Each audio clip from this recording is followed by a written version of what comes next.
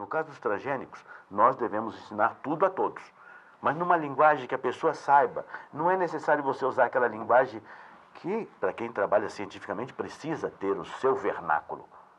Mas o operário que está numa fábrica, na hora que ele abre uma marmita para fazer sua refeição, ele tem que entender. O exercício da cidadania obriga ele a entender o que é aquele transgênico, porque ele se posiciona. E ele, como se posiciona, ele é célula de uma sociedade. Nós entendemos assim e vemos assim. Por isso, cidadania. Essa é a cidadania. Olha, quando um agricultor entende a palavra biodiversidade, e eu fui conversar com crianças agricultores, porque eu gosto muito de trabalhar com velhos e crianças como agrônomo. Os velhos, quando entendem a palavra, e você começa a explicar para a criança por que duas cobras são muito parecidas e não são a mesma espécie, que são parentes, e começa a mostrar como é que isso se tipifica na natureza, e aí ele começa a dizer que o passarinho tal e as espécies, e ele começa a entender a biodiversidade, o agricultor capta na mesma hora e diz, mas é importante eu ter. Por isso meu avô tinha, meu pai tinha, e eu estou perdendo. E por que eu estou perdendo?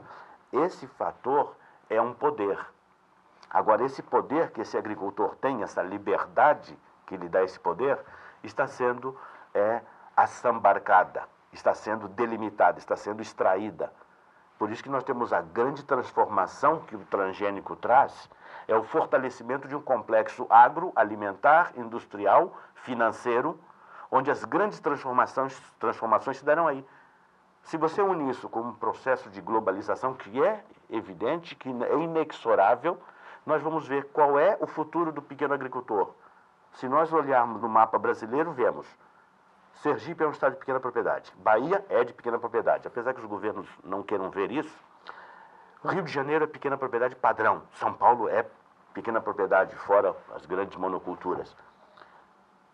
Paraná, pequena propriedade, mais ao sul. Santa Catarina, praticamente totalmente pequena propriedade. Rio Grande do Sul, também uma grande faixa norte do Rio Grande do Sul, pequena propriedade.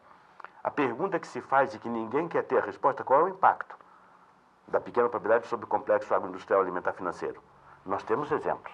Nós temos exemplos da cultura do fumo, nós temos exemplo da cultura da criação de aves, frango, da criação de suínos. E como é que fica a liberdade do agricultor? Quando essas empresas estão investindo bilhões, não são milhões, são bilhões, para ter esse poder e dominar. E aí você vê, elas vão dominar a produção de alimentos. Se ela dominasse a produção de diversão, você ficaria vendo uma diversão de má qualidade. Ou pagaria para ter uma diversão de boa qualidade. Agora, o alimento é tão necessário quanto o ar que você respira. Ele é fundamental. E aí, qual é a situação? Posso interromper? Sim. O alimento, na realidade, é mais do que a necessidade orgânica. O alimento também te dá prazer, te dá satisfação. Quer dizer, o que nós estamos vendo agora é, de um lado, uma coisa que você tocou e que o Lutzenberg está chamando a atenção é que o agricultor está perdendo sua última liberdade, que é o controle sobre a semente. Sim, sim, sim. E o segundo é que nós estamos perdendo, digamos, os valores culturais em relação aos alimentos. Quer dizer, como que as comunidades, as diferentes comunidades, trabalham a sua alimentação. Porque a vinda dos transgênicos, eventualmente, pode inclusive eliminar, que daí nós vamos ter esse tipo A, tipo B, e você já não pode ter aquela mesa farta, mas farta no sentido de também ser diversa. Então, o alimento, ele é mais do que uma necessidade biológica, né? Quer dizer, quando a gente recebe os amigos em casa, é uma boa comida, né? Então, desculpa te interromper. Não, mas é excelente essa interrupção pelo seguinte. Nós tivemos um encontro agora com colonos de origem italiana e alemã no Rio Grande do Sul, e nós estávamos procurando qual é o mote, qual é o lema que vamos abordar. E a colônia, isso não é nostalgia, isso é um salto de qualidade para o futuro, e nós chegamos lá no encontro Venâncio Aires, Rio Grande do Sul, 300 agricultores, e eles vão com as famílias, a esposa e o marido e dois filhos, geralmente 2, 3 filhos. E nós entramos de uma maneira muito brincalhona, assim, bem à vontade, dizendo para ele, vem cá, quem é que se lembra aí quando carregava lavagem? Quando carregava lavagem de porco? Aqueles restos da casca de alimento, aquele resto dos alimentos cozidos, aquele resto da lavagem dos pratos, que ia para uma bacia ou para um tarro pro mar. Laranja podre, caqui, tudo. Ia ali e chegava depois, era cozido e entregado para o porco. Em muitas cidades, na cidade se recolhia a lavagem, até 1960, para se levar para o campo para criar os porcos. Por quê? Porque aquele porco, ele tinha um vínculo, aquele suíno, tinha um vínculo com uma comunidade. E aquela comunidade se organizava.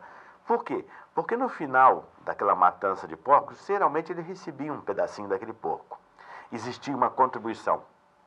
Existia um valor. Qual é o valor ético, antropológico, sociológico, comunitário dessa lavagem? Esse fortalecimento faz com que as pessoas procurem uma coisa fantástica. Nós tínhamos antes, mais do que liberdade, nós tínhamos um valor de felicidade na escala de valores. Hoje nós estamos perdendo isso assustadoramente. Eu, quando entro na colônia e vejo uma criança na Zona do Fumo, seja Araranguá, seja Dionísio, seja Venâncio Aires, com um pulverizador nas costas, eu sei que o pai já está intoxicado crônico, né, e aquela criança está sendo imolada da mesma maneira como o pai foi imolado. Quem é que paga o custo disso? O custo felicidade, que não tem valor, não tem ações na Bolsa Nasdaq, parece que é o nome agora da Bolsa, né? Não tem valor esse e que ninguém vê. Para nós, esse valor nos transgênicos tem que ser calibrado. Qual é o valor da felicidade que o transgênico traz? Se não traz, nós temos que dar um valor à felicidade para que então nós tenhamos isso. E aí, quando você coloca o poder do complexo agroindustrial alimentar, sinceramente, nós talvez tenhamos até a pretensão, a veleidade, a ousadia de tentar enfrentar esse poder. E o valor que nós temos é saber qual é o valor da felicidade. Qual é o valor? Porque numa escala de valores, onde você calibra a felicidade como um valor, o complexo agroalimentar pode nos trazer, eu tenho dito isso porque é uma fruta que eu adoro, eu amo, que é o maracujá. Ele pode trazer uma maçã com cor de banana e gosto de maracujá, ou o que quiser, que não tem. Porque nós vamos saber qual é o valor de receber um amigo em casa e oferecer aquela chimia, aquela geleia, aquele doce, que para nós era alegria quando a gente via a avó da gente, ou a mãe, ou a irmã, ou nós mesmos, às vezes, queimando os dedos, mexendo numa panela, fazendo um doce, ou fazendo uma conserva para se ter em casa. Eu fui criado por avós, e a coisa que mais eu gostava de ver é minha avó fazendo vestido para os potes de geleia. Ela fazia o vestidinho, aquele topetezinho aqui em cima, bordadinho, e fazia crochê. Eu ficava olhando ali e disse, o que vai fazer hoje? Às vezes era uma aranha, às vezes era um pássaro. Isso era uma felicidade que eu não estou tendo nostalgia. Eu estou resgatando um valor de memória, um valor importante que nós temos que dar esse salto. Nós não somos contra a tecnologia, nós queremos tecnologia de ponta, sempre. Mas nós queremos que as pessoas sejam felizes. E o complexo agroindustrial não quer. Ele quer tolher nossa liberdade e trazer um tipo de servidão, e isso não foi equacionado. E enquanto não for equacionado, nós temos o direito e o dever de denunciar isso. Eu acho que, só para aproveitar essa observação final sua, que você retoma, na verdade, a tecnologia, né? Eu acho que há uma concordância entre nós, portanto, que a tecnologia, ela não está contra o trabalhador ao trabalho, ela está a favor do capital, da forma e das maneiras com as quais as classes dominantes, enfim, os gestores das políticas públicas, etc., configuram, vamos dizer assim, uma estrutura de poder que é remodelada para, nesse momento, poder, então, ter, vamos dizer assim, dar cobertura a um projeto, vamos dizer assim, capaz de assegurar a multiplicação das empresas transnacionais, tá certo, pelo país afora, através dos seus produtos. Eu não estou falando, portanto, em expansão do parque produtivo, estou falando na expansão dos seus produtos, dos fármacos, etc, etc. E só para pedir para que você pense junto com a gente, Sebastião, eu imagino o seguinte, quer dizer, dominar sementes, né? Dominar e manipular genoma, enfim, essas expressões estão aí ganhando a mídia, significa também saber conviver com outras formas de produção, tá certo? Então, outras aquisições tecnológicas, outros equipamentos, e isso com certeza trará um desdobramento extremamente negativo para os produtores familiares, que terão que readquirir máquinas, que terão que readquirir esse ou aquele equipamento e insumos. E é isso que eu gostaria de pedir a você. Quer dizer, novas formas de produção significa que as relações de trabalho serão, drasticamente ou não, remodeladas. E isso pode redefinir territórios, pode redefinir a organização territorial, que é um tema central, objeto do 12º ENG, né? Então eu gostaria, se possível, você poder pensar isso. Você vai ver uma coisa que é interessante. O Brasil, nos últimos 10 anos, começa a fazer um processo de infraestrutura com drenagem de rios e criando um complexo de transporte em certos rios brasileiros, especialmente para transporte de chatas graneleiras, visando um grande mercado mundial, um mercado externo. E isso, a gente pode pensar que isso é uma política pública. Na verdade, isso é uma política privada, feita pelo governo para atender uma demanda dentro de uma ordem internacional de produção de grãos. Isso. Rio Madeira, Mamoré, soja na Amazônia, soja em Rondônia, soja no Mato Grosso, no Acre, Brasil Central, tudo isso está em São Paulo mesmo, a parte do Rio Paraná, tudo isso está dentro de um contexto maior desse sistema, dessas grandes empresas que dominam hoje e ditam as normas. E nós não vemos isso como deveríamos ver. Há 10 anos atrás, a gente já tinha alguns itens a respeito da questão de sementes. Pat Mooney esteve no Brasil, houve um livro brasileiro, que é a tradução do livro As Sementes da Terra, né? E que no Brasil recebe um nome até que as pessoas não casaram bem o nome, é o Escândalos das Sementes, quando o título não foi bem escolhido. Talvez se fosse Semente da Terra se compreendesse melhor, mas o livro está aí, foi publicado. Qual foi a nossa lógica? Nós temos que recuperar nossas sementes. E quem é que vai recuperar as sementes? A melhor maneira de recuperar as sementes são os movimentos sociais.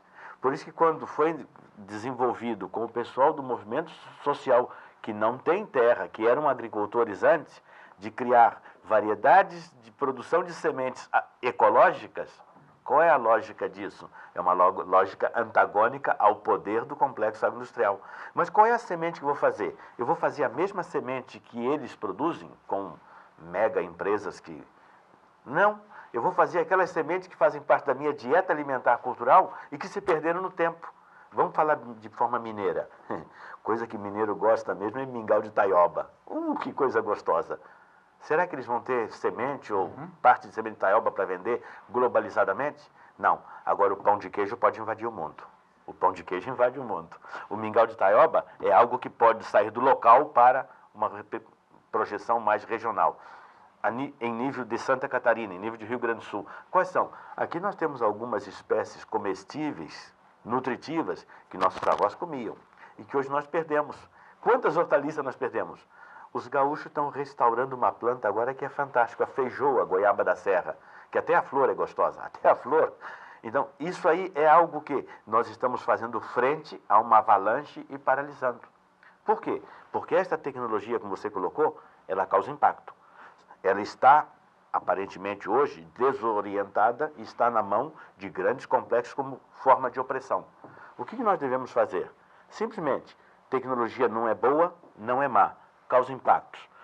Em uma sociedade desigual, ela causa impactos aumentando as desigualdades. Nós temos que controlar isso, não ir contra a tecnologia. Sebastião, já está na hora de chamar um intervalo. Nós chamamos os nossos amigos espectadores aqui, continuem conosco para o segundo bloco desta entrevista, em que nós falaremos sobre a fome no mundo e outros assuntos de grande interesse. Até já.